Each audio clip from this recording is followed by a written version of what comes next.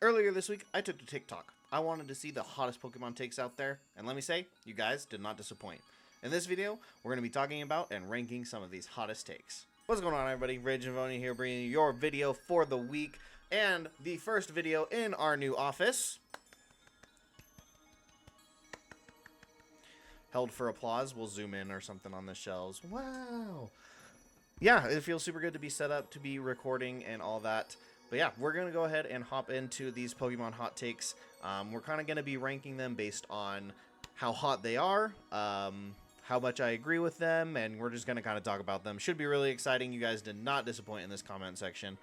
But yeah, let me know what you guys think down below in this comment section, and make sure to like and subscribe so you don't miss out on any more content like this. So, first hot take that we're going to talk about is this one. And no. Stop it. Get some help. This is definitely a hot take, and it is a take that you can have, and it is a take that I disagree with immensely. Do I agree with all of the controversy that happened between Pal World and Pokemon?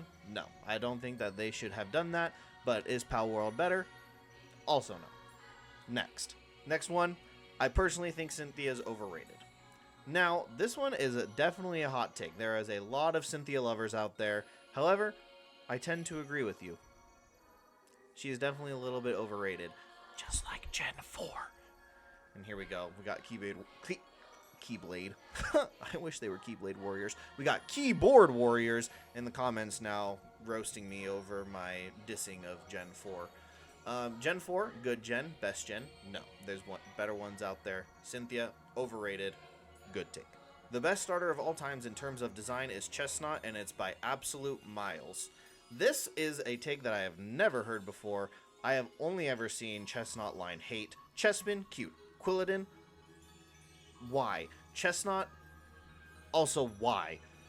Look at this thing. Look at it. You're telling me that in terms of design, this thing is best by miles? And don't expect me to be in this video talking about Greninja and Charizard, because I don't think that they're the best designs either. But when you've got Pokemon like Inteleon, literally a British special agent sniper, bruh, and you're telling me about Chestnut? I don't even know what to say about that. Definitely a hot take. There are definitely better starters designed out there, and it is, even if you like Chestnut and thinks it's the best, I do not think that you can say it's by absolute miles. Not a chance. Next one. Scalpers are evil and are raising prices on cards that children would like to collect. They ruin a fun hobby for a whole generation of kids. Say it louder for the people in the back. Oh my goodness, I hate scalpers so much, but I do have to say, this is not a hot take. Quite a cold take. Everybody thinks this, but I want to highlight it because, yes, stop. Just stop it. Get some help. No, just stop. You do not need to make the 1% profit off a children's trading card game. Just stop it. Next one. They should have stopped at 151. We found him. We got him right here. Gen 1er. We got him right here. We got him. Officer, this is the one. No, they should not have stopped. They should not have stopped. Have you seen how much love this series has gotten since Generation 1? We would have nothing. Look at all these plushes back here. We would have what? Pikachu and Magikarp? We wouldn't even have Detective Pikachu. Why would they have stopped? Why do you think that they should have stopped? This brings, I'm gonna wrap this up with another comment. This is not the next one, but there was one. Where is it? Gen 1 is all nostalgia. It has some of the most basic designs people complain about in other gens. I want you to find the difference between these two pictures. They're the same picture. I want you to find the difference between these two pictures. They're the same picture. Maybe using Gen 5 is a bad example because that was considered the reboot, whatever.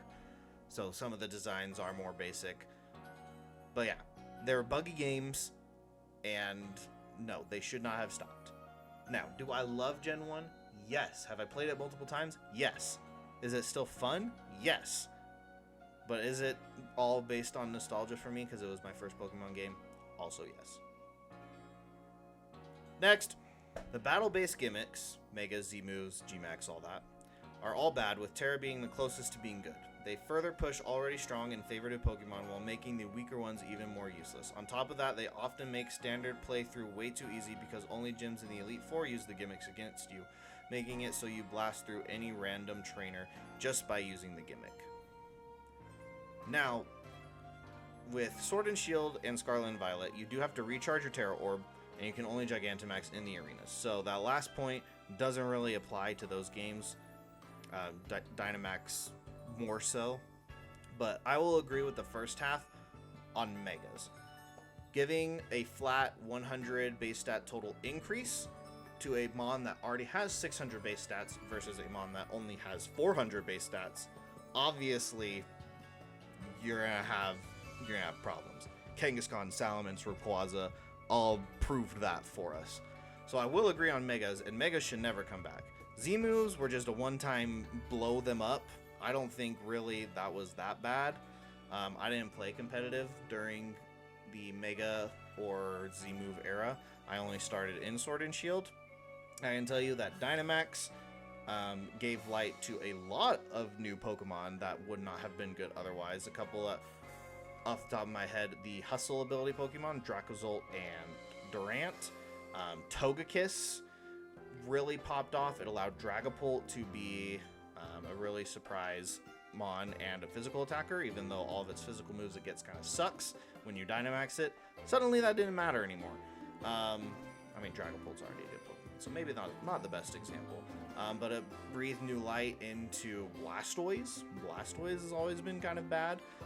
It allowed Thundurus to be run as a Dynamax physical attacker. Regieleki was great. And then they balanced around other Pokemon like Zacian and Zamazenta not even being able to Dynamax. And so, I don't know. I have a whole rant on Dynamax. I think that it was a really good gimmick. With Terra being the closest to being good, yes, Terra I think is the best.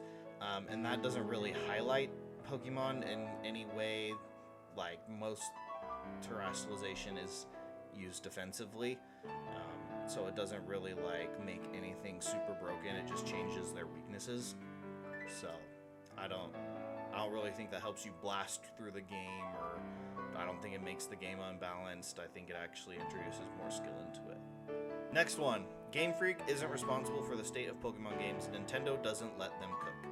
The games will always be rushed to meet a deadline, especially if it introduces a new gen, because Pokemon doesn't make its money off the games. It makes money off merch/cards, so the new game has to come out at its set time so the plushies and cards can as well. Now there is some truth to this.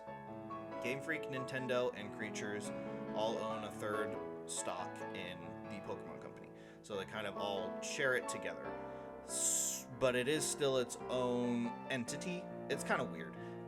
Business legality we're not going to get into. So it's not really Nintendo that doesn't let them cook. It's TCP Pokemon Company. TPC. Yes, I got that right. TPC. But yeah, they with their new games though, you can tell that they are making more time. Generation 9, Scarlet and Violet came out almost 3 years ago. It's been like 2 years and 8-9 months. And normally we would have already had the new gen announced. It would have been coming out this November in time for the holiday, blah blah blah. So they are taking a lot more time. Legends ZA is coming out in October. So right at the 3-year mark.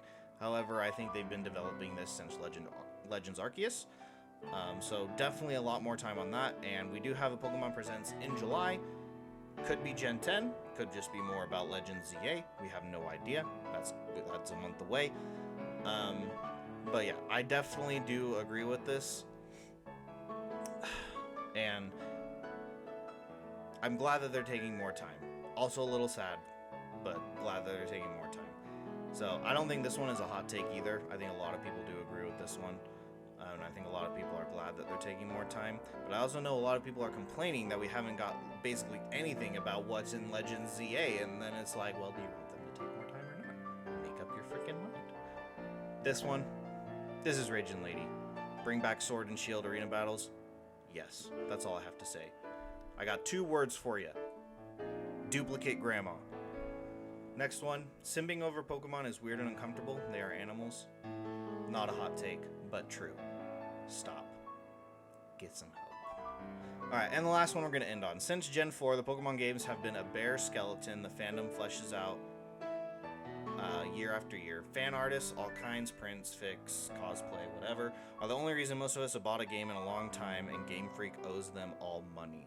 If anything, all the cosplayers that continue to get characters to cosplay as own Game Freak money for making money off their cosplays, content, whatever. So no.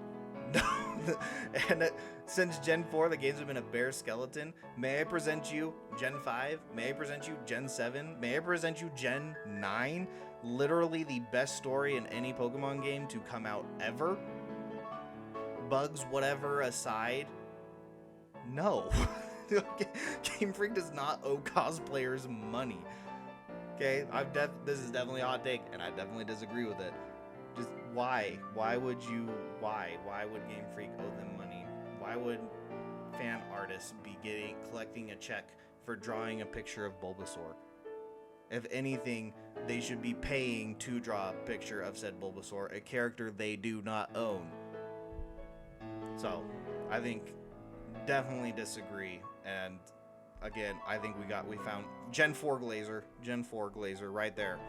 That's the one officer. Gen 4 gets put on way too much of a pedestal, especially since it was followed up by Gen 5, which was great games. And yeah, I don't know why people think that. Yeah, that's going to do it for this video. Thanks everybody so much for watching, and thank you for letting me rant on about Pokemon hot takes and what I think about them. If you want this to become a series, let me know in the comments below, and you got to drop more hot takes. So, come on, let me hear them. Don't forget to like and subscribe, and I'll see you guys all in the next one.